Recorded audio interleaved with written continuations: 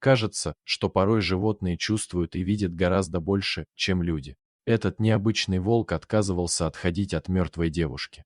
В дело пришлось вмешаться врачам, которые вскоре обнаружили шокирующую и страшную правду. При взгляде на прекрасную Джулию в свадебном платье, лежащую в гробу, все присутствующие зарыдали.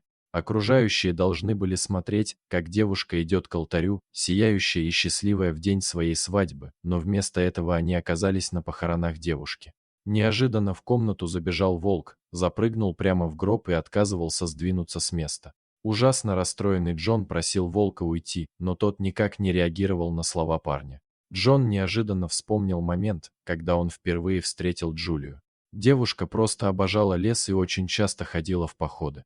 Здесь ей гораздо легче дышалось после душного города, который всегда усугублял ее мучительную эпилепсию. Однажды, когда Джулия отдыхала в палатке после длительного похода, она услышала снаружи жалобный писк. Девушка выглянула наружу и заметила поблизости маленького щенка, который выглядел очень ослабшим и беспомощным. Добрая Джулия тут же бросилась к малышу, но как только она взяла его на руки, то поняла, что это был совсем не щенок собаки, а самый настоящий волчонок. Девушка сильно напряглась, так как поблизости могла оказаться мама волчонка, поведение которой в этом случае было бы непредсказуемым и крайне опасным. Однако прошло несколько минут, но волчица так и не появилась, а маленький волчонок продолжал смотреть на Джулию голодными жалобными глазами и тихонько пищать. Девушка быстро поняла, что с волчицей случилась беда, а потерявшийся маленький детеныш точно не выживет в дикой природе, если ему не помочь. Джулия забрала волчонка к себе домой, где напоила его теплым питательным молоком, после чего малыш быстро уснул, свернувшись калачиком на теплом покрывале.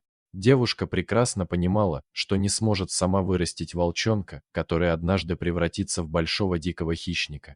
Поэтому Джулия принесла детеныша, которого назвала Чарли, в ближайший питомник для диких животных. Отзывчивый сотрудник Джон пообещал, что они обязательно позаботятся о Чарли и позволил Джули несколько раз в неделю навещать звереныша. Добрая Джулия с радостью согласилась, и как только у нее появлялась свободная минутка, она обязательно приходила в питомник, чтобы пообщаться с подрастающим Чарли. Так незаметно Джулия сблизилась не только с волчонком, но и с добрым Джоном, с которым у них оказалось много общих интересов, в первую очередь это любовь к природе и животным. Джон и Джулия вместе ухаживали за Чарли и относились к растущему волку словно к большой собаке, а зверь отвечал людям взаимностью, благодарный за свое спасение. Когда Джон неожиданно предложил Джули выйти за него замуж, девушка с радостью согласилась, и они назначили дату свадьбы на ближайшее время. Джулия просто обожала свое свадебное платье, в котором она выглядела невероятно красивой и милой. Вот только болезнь Джули разрушила все планы молодой пары. Когда Джон пришел домой к невесте, то с ужасом обнаружил на кровати ее бездыханное тело. Прибывший вскоре знакомый врач подтвердил, что Джулия умерла, а причиной смерти стала ее эпилепсия.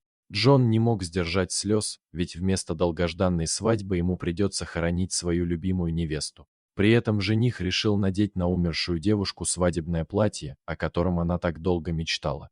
В день похорон Джон, как и многие присутствующие, был очень подавлен. Видеть свою красивую невесту в гробу в свадебном платье было просто невыносимо, и слезы наворачивались на глазах сами собой. Джон знал, что Чарли также очень любил Джулию и решил дать ему возможность попрощаться с девушкой. Однако, когда волк зашел в зал и увидел мертвую Джулию, то повел себя крайне неожиданно.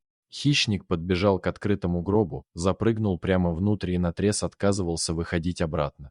Ни Джон, ни остальные присутствующие не могли уговорить Чарли отойти от тела девушки. Джон понял, что что-то не так и сразу позвонил в службу спасения. Приехавшие на вызов врачи сначала сильно удивились, но после многочисленных просьб Джона они согласились повторно осмотреть умершую девушку. Неожиданно один из врачей вскрикнул и начал что-то шептать своим коллегам. Доктора положили тело Джули на носилки, донесли до машины скорой помощи и помчались в больницу, а шокированный происходящим Джон поехал за ними. Через несколько минут они добрались до отделения реанимации, куда тут же поместили Джулию. А один из докторов дрожащим голосом объяснил Джону, что его невесту ошибочно признали мертвой. Оказывается, у Джули была каталепсия, чрезвычайно редкая болезнь, при которой у пострадавшего практически отсутствуют любые признаки жизнедеятельности. Это один из редчайших симптомов эпилепсии. Человек в таком случае выглядит так, будто он ушел из жизни.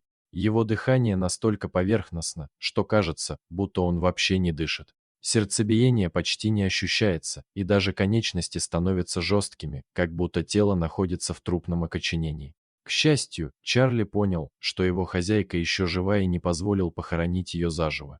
В больнице. Через несколько часов медикам удалось реанимировать Джулию, и они с облегчением сказали Джону, что мозг девушки каким-то чудом не пострадал от кислородного голодания. Вскоре Джулия пришла в себя, а когда Джон рассказал, что с ней случилось, девушка разрыдалась и долго не могла поверить в происходящее. Она думала лишь о том, что она осталась жива лишь благодаря волку, который таким чудесным образом отблагодарил девушку за свое спасение. Джон и Джулия вскоре поженились, а самым почетным гостем на свадьбе, конечно же, стал верный волк Чарли. Дорогие зрители, если вам понравилось это видео, то ставьте лайк и подписывайтесь на наш канал. До свидания.